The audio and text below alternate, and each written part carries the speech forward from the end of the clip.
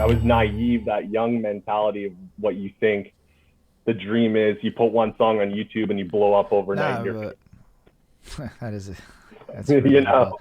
I do know that one. But walk us through this more. This is your story, my guy. So you're 17 years old. How do you even get a song?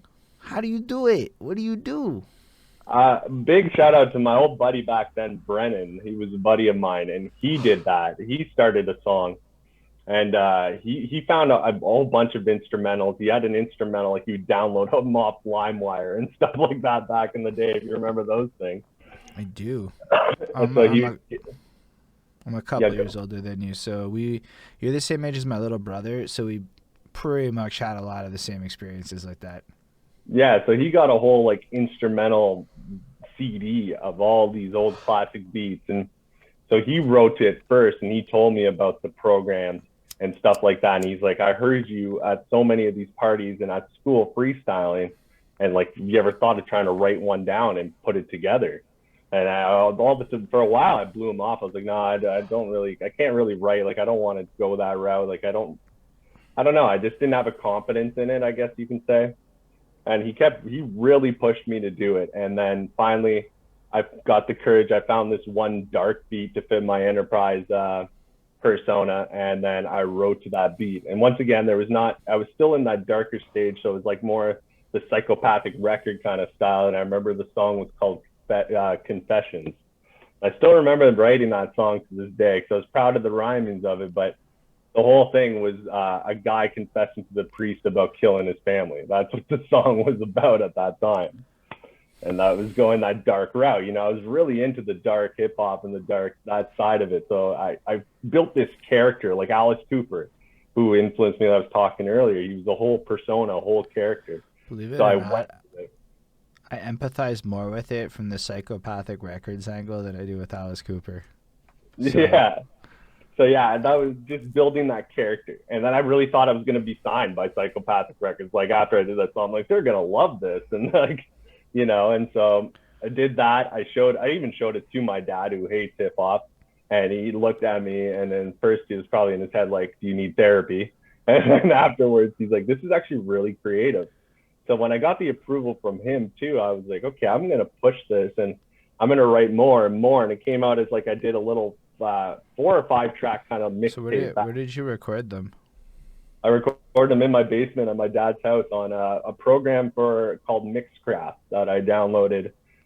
Free trial I got and hooked up my mic to it. It was a little crappy mic, and went from there with it to do it That's also.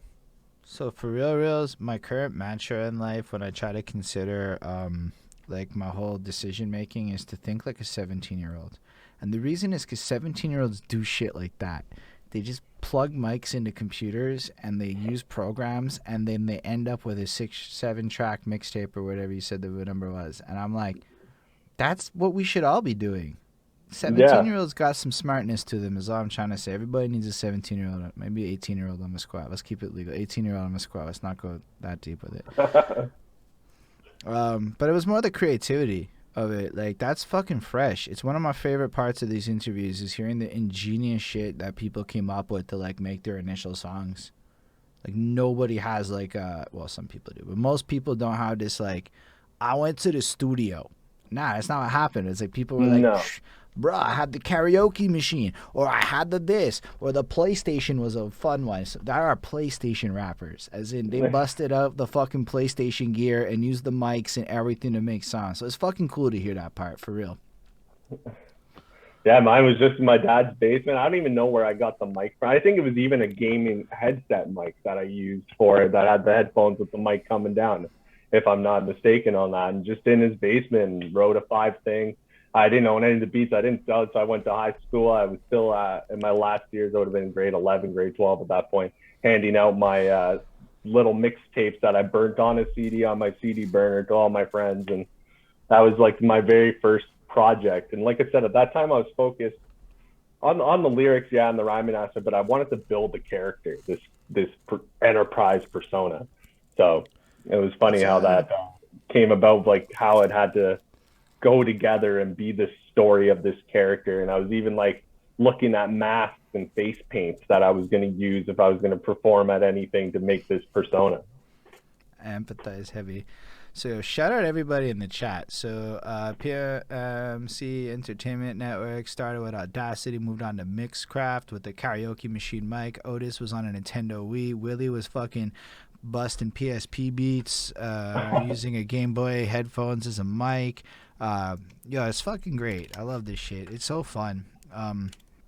I did not use any of that gear. I didn't have shit off. I ended up in some dude's basement. I've been in a few people's basements before I ended up buying like shit. I was actually stupid. I waited on some ego shit, and it really cost me a lot more money than to just like use some shitty shit.